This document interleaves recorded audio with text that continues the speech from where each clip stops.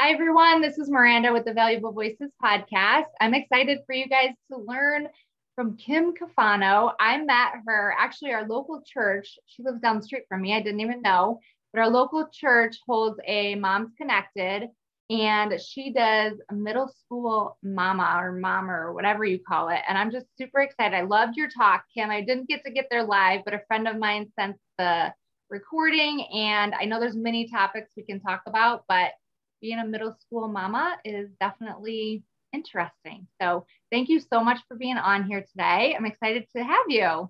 Thank you. I'm so excited to be here. Yay. Yes, the way that I often like to say it is like I have the pleasure and the displeasure of raising a teen and a tween. So we'll talk about that today.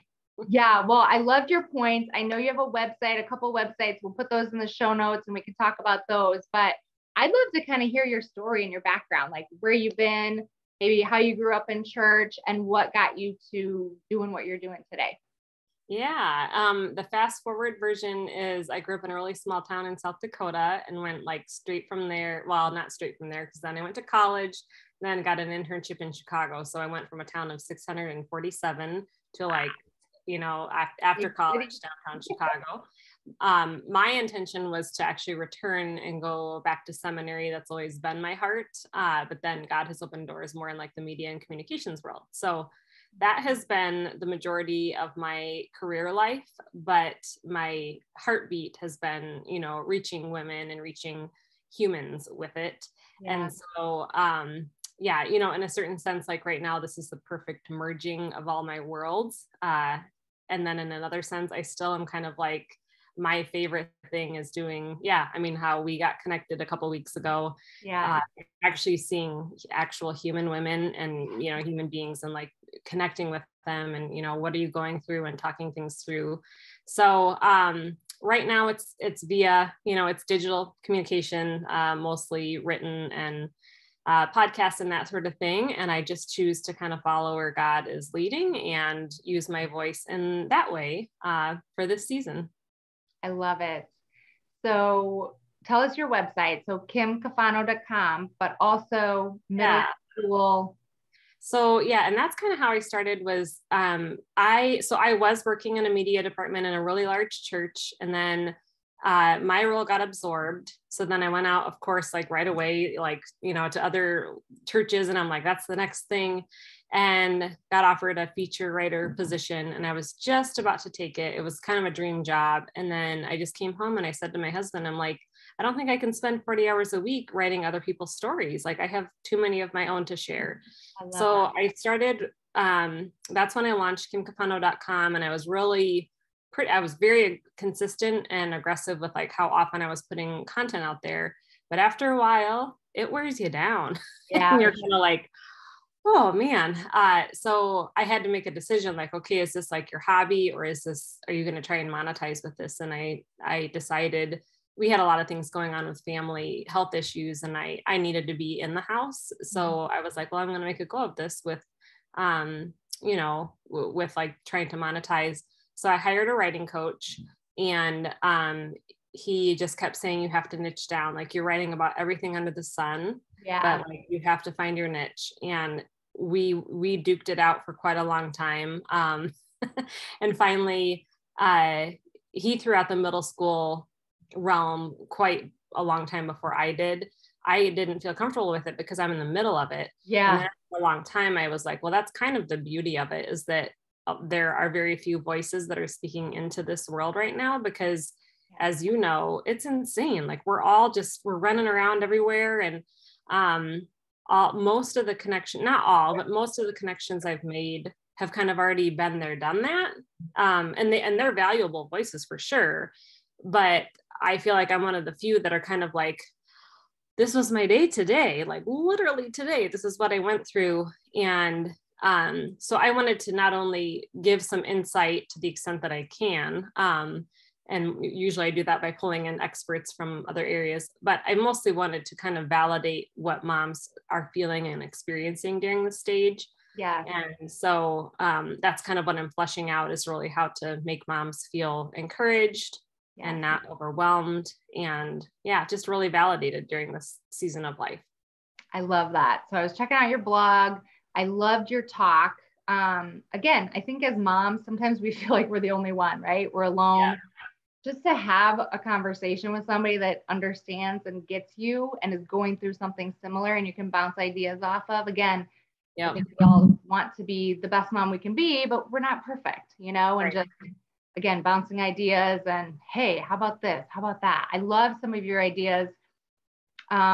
Just the simple, like as you're cooking, 5-10 minutes with your middle school. You know, for me, it's like getting them to open up and talk. And it's like you feel like you're 20 questions after you pick them up from school. I don't think that's the way to do it. But yeah, I mean, talk about one or two of your points that you talked about in that in the talk about, again, just and we say middle school, but it could be any age, right? I mean, It really truly can be. I had friends there that have kids that are more like in fourth grade, and they were like, I took stuff away. So yeah, I mean, really the talk can be, I would say, anywhere from, I mean, I even apply some of this stuff to my second grader, for Pete's sake. And just to give a background, I have a second, fourth, and eighth grader. So I would say a couple of my favorite go-tos are, the one I always open up with is like to set the very predictable one-on-one time with your child each week. And I gave the example of what we have been doing, and which is my husband takes my our son out Sunday after church. They go to Graham's, and it's totally this intentional like hour and a half time, which is every time it comes up every Sunday, I'm kind of like, oh, like but I need you, like we have so much to get done. But what it has taught our son is that there is a time each week where he's going to get undivided attention. And it kind of, the first round did not go well. Like, yeah, sure. Stared and, ate the donut and was like talking about a video game. But then, now he like begs for it. He gets upset if it doesn't happen, because he has learned like, oh, all the things that I'm thinking about or have questions about, like, this is the time, But then I went on to say, because I know there's a million moms in there that are like, or that hear this, that are kind of like, I could never do that, or my husband can never do that. And, for me right now during this stage, it just looks like as I'm making dinner, hey, Dylan, come pull up the counter stool while I'm making dinner. And we have 10 minutes. I kind of shoo the other children away in love, and just our time. And I always learn something I would not have learned if we didn't have that 10 minutes. Yeah. So that's definitely one of my favorite talking points. I love that. I think another thing you may have said, or I took away, is meeting them where they're at, right? They're on their phone, they're on apps. So maybe it's doing Snapchat. Maybe it's playing, my son and I play a pool, like shooting billiards pool app on the phone. We're sitting right next to each other, but it's fun. We're talking, spending that time together, like you said. And it doesn't have to be a 2-hour, 3-hour ordeal. It's a few minutes. Yeah. And it doesn't have to cost all this money either. It doesn't. I love that. Well, I know you're also getting into entrepreneurship, and I know I just find it inspiring, right? Somebody that runs with it, they decide, hey, I'm going to do this. Definitely niching down. I've heard that too. And it's like, yeah, but then you're missing all these people, because our minds are going a million, right? Miles an hour. So I know, I love hearing you say you follow what God says. So what's an example of that? Is that through journal time? Is that through just hearing him? Because I think a lot of people question, is that really him? Is that me? So I'd love to hear kind of your perspective on that. Well, I'm 100% living it out right now, because I actually was advised by two different pretty high level like marketing people that it is so wrong to be going about everything the way that I'm going about it, which is like, I'm keeping my Kim Caifano website live because I have things I want to write about that have nothing. I'm not just the middle school mommer. Like, I care about that, but that's not all of me. Like, I want to write about marriage. I want to write about Jesus. I want to write about, like other things. And so, and I do have a big heart for people that I've just met so many, I would say timid, just on the brink of launching something, like female entrepreneurs that just cannot like go for it. And I'm just that, like, I want to always be that voice that says, just start and just see what happens. And as you probably have experienced, like just start the podcast, just see where it takes you, see all the connections you get. And, so anyway, I I did get connected with this wonderful couple in California that are, they just do a fantastic job with digital marketing. And they were the first people that I met that really validated my approach, which was, they're like, of course you're Kim, like keep Kim Caifano, like you're first and foremost Kim Caifano. That's the big umbrella. And then underneath that, you're the founder of Middle School Mommer, and you're a speaker and you're a writer.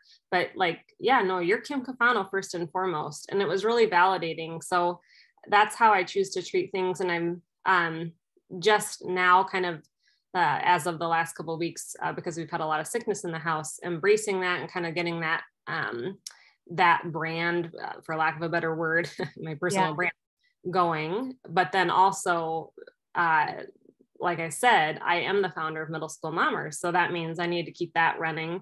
So it's a little tricky, because I want to be there. And the highest need that I've experienced so far is that middle school moms do want that equipping, and they want those resources. So I'm trying to, like keep up with that. But at the same time, I mean, I'm sure you come across it all the time, like your social stream or just whatever podcast you're listening to, what is it that you're going to wake up and get super excited about in the morning? And for me, it's honestly motivating that like beginner entrepreneur. But there's just so many voices out there. So I try and not like get that too much in my head, and just be like, well, Kim, just give your unique voice to it and share what you can share. So that's kind of the way I'm approaching it. I'll just add one quick thing though, like, I'm not sure, for sure what your demographic is, but it's, as you know, it's so tricky to run a business and a family and a household and all of that. Yeah. And I think that's why, I mean, the stats are so high about female entrepreneurs that quit.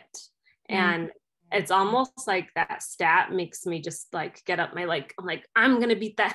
I'm going to beat that stat. I'm not going to let that get me down. So I'm trying to, we honestly there are weeks where we are just a sinking ship. We are just like, last week was one of them. We had sick kids. We had, again, just a new dog, all this stuff. And so I just try, we've had honest conversations about like, well, maybe it looks more like once a month. Right now, what I'm looking into, I made phone calls today. There are these work weekend packages at hotels where you can check in at 6:30 in the morning and check out at 6:30 at night. Wow. Doesn't that sound like dreamy? Art. Yeah. So, that might be, if we're still struggling with me getting any consistent time to really produce decent content, that might be the way we go about it. Is like once a month, I get away, I really focus, and then I'm freed up the majority of the rest of the time to be mom and run the household and all of that. So that's, that's just kind of an add-on to everything. And I just want to be real about, because I feel like a lot of people don't, I'm always, when I look at all these other mom and female entrepreneurs, I'm like, how are you doing that? Exactly. How are you doing that? So, well, thank you for sharing and being vulnerable. Again, I am all about be you. We're not perfect. I think people are attracted to people that raise their hand and be like, yeah, we're struggling. We're thinking, like my shirt's probably not buttoned right. Like, well, I love your energy. I'm totally inspired by you. I know you're down the street from me, so we have to grab coffee or get together. I know I'm interested in following you and keeping up. I don't even know. Our kids are practically in the same school, probably. I don't even know, but I know we need to, Yeah. So thank you so much for being on. I'm going to put the websites in here. You guys check her out. It's really awesome. I'm going to try to post that YouTube too, because I love the middle school mama. Just a couple pointers. Just take one takeaway and make a small change, or do something different. I know I had your voice in my head all week and just thinking of things that I could do. So it was really helpful. Good. Yay. Good. And I'm proud of you. Stay connected. And just one last question for you. I'm curious if you have, I know you said there's a lot of voices out there. Is there like one or two people that you're watching or following or inspiring? Yeah, 100%. Inspired by. And that is like a huge thing. Like that's one thing that I will speak into to the beginner entrepreneur, is that you'll be marketed to from a million different angles, and you'll be so tempted to jump on that first person that says, you need to take my course. So I usually wait about this will sound like a really long time, but I usually wait almost 9 months until I've heard a name again and again and again, and like a lot of consistency. And then if I'm like, okay, that person sounds really validating to me. So my 3 favorites are Jenna Kutcher, Amy Porterfield, and Stu McLaren. Okay. And highly recommend them.